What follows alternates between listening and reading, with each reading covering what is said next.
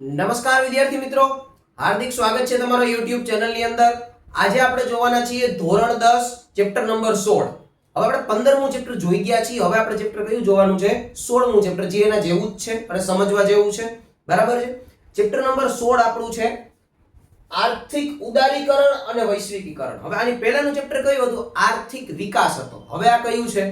આર્થિક ઉદારીકરણ અને આર્થિક વૈશ્વિકીકરણ. બરાબર? આપણે બહુ આ ચેપ્ટરની અંદર મસ્ત સમજવાનું છે અને ચેપ્ટર બહુ મજા આવે એવું છે. બરાબર છે? અને આની પહેલાનું ચેપ્ટર જો તમે ના જોયું હોય તો એની પ્લેલિસ્ટ છે, એની લિંક છે, એ હું તમને આ વિડિયોના ડિસ્ક્રિપ્શનની અંદર મૂકી દઈશ. તમે ફરીથી એ વિડિયો જોઈ લેજો એટલે એ ચેપ્ટર તમને સમજાઈ ગયું હશે ને તો આ ચેપ્ટર તમને આરામથી સમજાઈ જશે, બહુ ઈઝીલી. બરાબર છે? ચાલો હવે આપણે સમજવાની ટ્રાય કરીએ કે આર્થિક ઉદારીકરણ શું છે અને આર્થિક વૈશ્વિકીકરણ શું છે. બરાબર? સૌથી પહેલા આપણે થોડુંક પ્રસ્તાવના જોઈ લઈએ. થોડોક આપણો ભારત આઝાદ થયો ત્યારથી લઈને અત્યાર સુધી કેવી રીતે પૈસાના વહીવટ દેશની અંદર થયા છે એના વિશે થોડોક આપણે અભ્યાસ કરી લઈએ એટલે આપણને વધારે આઈડિયા ક્લિયર થઈ જાય. બરાબર? સૌથી પહેલા પ્રસ્તાવના આપણે થોડુંક બેઝિક ઇન્ટ્રોડક્શન હું તમને કહી દઉં તો કે ભારત છે 1947 માં આઝાદ થયો, આપણે બધાને ખ્યાલ છે. બરાબર? 1947 માં આઝાદ થયા બાદ એને ઝડપી વિકાસ સાધવાના ઘણા બધા સરકારે આયોજન કર્યા હતા. હવે એક દેશ સીધી વસ્તુ છે કે એક દેશ છે પહેલા અંગ્રેજોની ગુલામીની હેઠળ હતો. હવે દેશને જો પાછું વિકાસશીલ માંથી વિકસિત બનવું હોય તો ઘણા વર્ષો લાગશે, એ ફાઇનલ છે. તો ત્યારે જે સરકાર હશે એને ઘણા બધા પ્રયત્નો કર્યા છે દેશને આગળ લઈ જવા માટેના. બરાબર છે? તેવા ઘણા બધા માર્ગ ઘણા બધા અપનાવ્યા સરકારે. એની અંદર એક પછી એક પંચવર્ષીય યોજનાઓ. હાલો આ શબ્દ સમજવા જેવો છે છોકરાઓ. પંચવર્ષીય યોજનાઓ એટલે શું?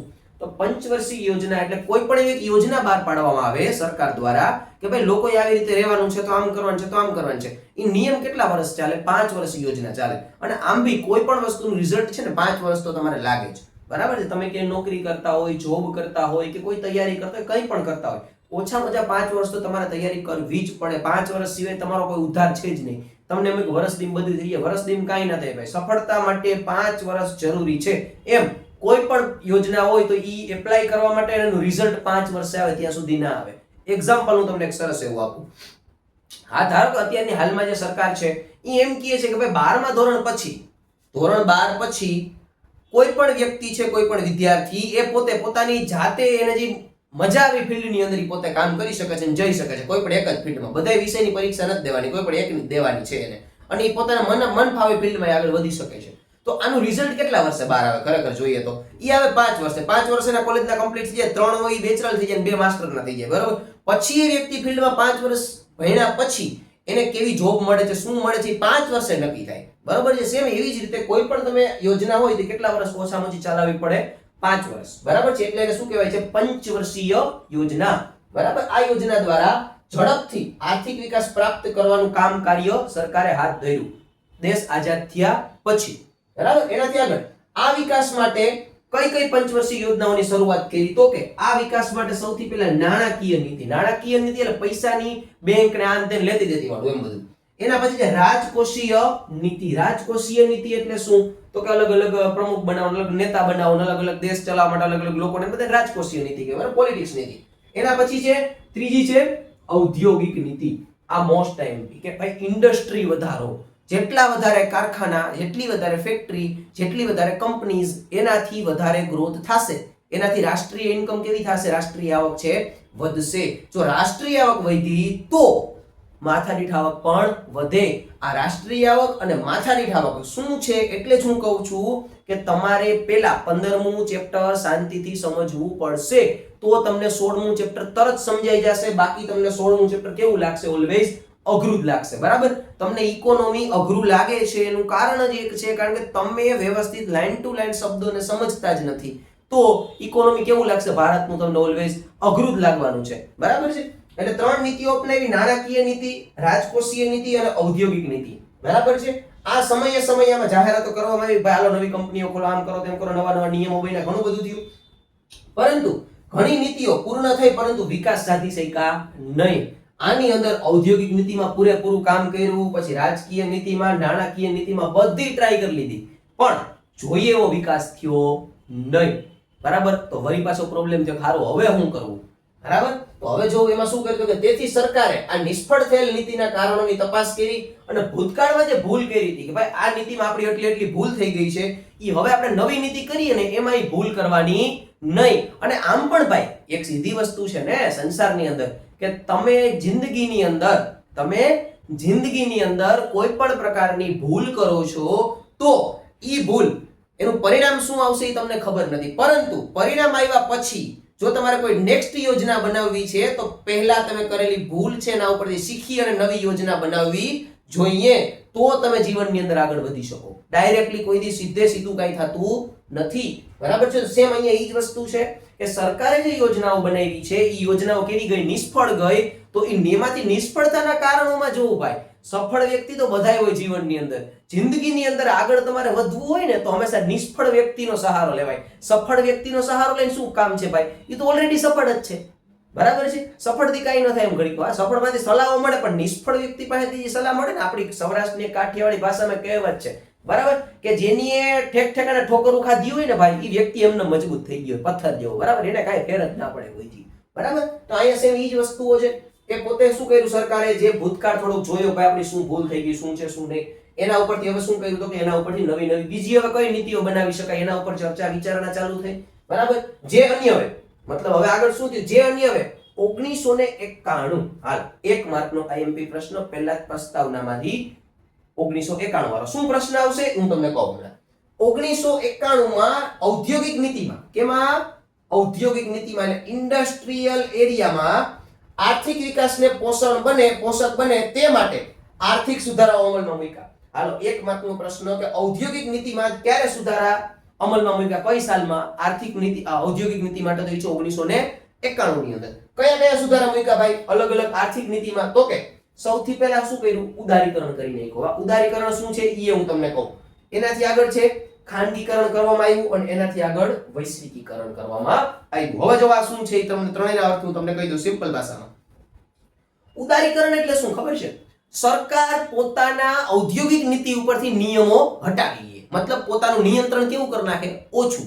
મતલબ કે કોઈ કંપની છે આજે ઉદાહરણ તરીકે, એ કંપનીને જેમ કરવું ને એમ કરવા દે. સરકારે ના પાડે ને ગમે એટલું પ્રોડક્શન કરો, ગમે એટલું વેચો. પેલા એવું હતું નહીં. બસ આજ ભૂલ. જો પહેલેથી છૂટ આપી દીધી હોત ને તો આજે ભારત છે ને વિકસિત હોય, વિકાસશીલ ન હોત. બરાબર છે. પહેલેથી શું રાખ્યું, બધું અંડરમાં રાખ્યું કે અમે કઈ એમ થાય અહમ એમ કે ભાઈ હું કહું ને એમ થાય. સરકાર કેમ કંપની પ્રોડક્શન કરશે ભાઈ, એમ ન હોય. સરકાર કેમ પ્રોડક્શન કરશે વાત સાચી, પણ બધામાં પછી સરકાર કેમ ન કરાય. બધા સરકાર કેમ કરવા જાય ને તો પછી આ હાલત થાય, આ બાજુની છે એ હાલત, બધી નીતિ ફેલ જાય. બરાબર છે. એટલે શું કર્યું, નવા નિયમ પ્રમાણે ઉદારીકરણ કરી નાખ્યું. સરકારે પોતાના નિયંત્રણો ઘટાડી લીધા. ઉદારીકરણનો 1 માર્કનો પ્રશ્ન, ઉદારીકરણ એટલે શું? તો કે ઉદારીકરણ એટલે સરકાર પોતાના નિયંત્રણો ઘટાડે કંપની ઉપરથી. બરાબર છે. બીજું શું કરી નાખ્યું, ખાનગીકરણ કરી નાખ્યું, પ્રાઇવેટીકરણ કરી નાખ્યું ભાઈ, કે તમે ખુદ જ ઓનર, તમારે જેમ કરવું એમ કરો. સરકારને કાંઈ લેવા દેવા છે નહીં, સિવાય ટેક્સ. એ સિવાય કોઈ મગજમારી જ નહીં, કેટલું પ્રોડક્શન થાય છે, હું વેચો છો હું નહીં, કાંઈ કોઈ વસ્તુમાં લેવા દેવા જ નહીં. કંપનીને માલિકને જેમ કરવું એમ કરી શકે છે. બરાબર છે. એનાથી આગળ શું કરી દીધું, ત્રીજો નિયમ જે મહત્વનો છે એ છે વૈશ્વિકીકરણ. વૈશ્વિકીકરણ એટલે એમાં શું કરવામાં આવે તો કે તમે ભારતમાં બનેલી પ્રોડક્ટ તમે વિદેશની અંદર વેચી શકો, એને શું કહેવાય, વૈશ્વિકીકરણ. વૈશ્વિકીકરણ એટલે હજી એક સેન્ટેન્સ તમને કહું છું, વિશ્વ એક બજાર બને. ઉદાહરણ હું તમને આપું, એમેઝોન ની અંદરથી તમે કોઈ વસ્તુ મગાવો છો તો એ વસ્તુ તમને ભારતમાં તમારા ઘરે આવીને મળી જાય છે. હવે એમેઝોન કંપની છે એ ભારતની છે તો કે ના, એ તો અમેરિકાની છે.